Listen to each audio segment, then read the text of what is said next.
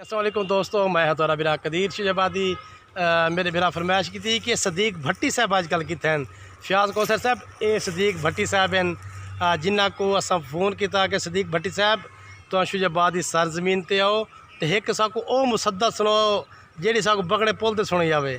तो सब तो पहले सदीक भट्टी साहब क्या हाल हैं? ठीक है सी अल्हम्दुलिल्लाह करम से। सदीक भट्टी साहब तुम्हारे चावड़ वाले साकू तंग करने हर वेले के सदीक भट्टी साहब कि गए दसो दोस्तों को कि गया वे।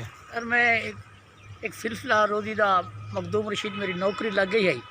मैं बोल वो मोटरवे के उत्ते 2 साल लैन मैं बोल हूँ जनाब की खिदमत वल हाजिर थी गया।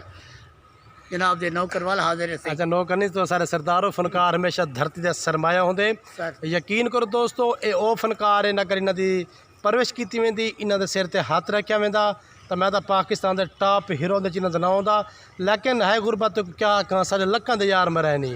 हकीकत गुरबत जी साड़ी जो हीरे खाधी वेंदी है लेकिन कदड़ सोचा सी साड़ी ना शुजाबाद के हुक्मराना को पाकिस्तान के हुक्मराना को सदीक साहब एक मुसद्दत सुनावा जी बगण से सोचे वंज वला सोच गए वंज वला सोच गए। हूँ जो हर गाल मुँह ते मुकरदा वे नहीं मैं निशानियाँ दसावा वला पांद देसे। वाह वाह।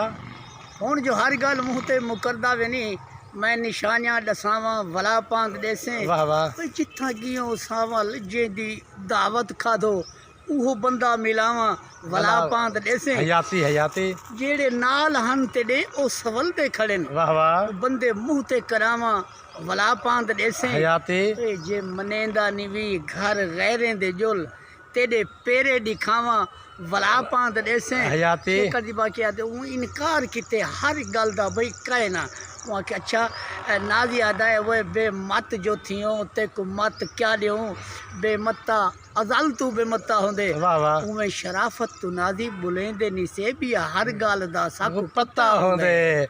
हयाती दोस्तों यहाँ सदीक भट्टी साहब इंशाल्लाह इन्हों के सोहना सोहना प्रोग्राम देखो मुहर्रम दे वाला प्रोग्राम देखो।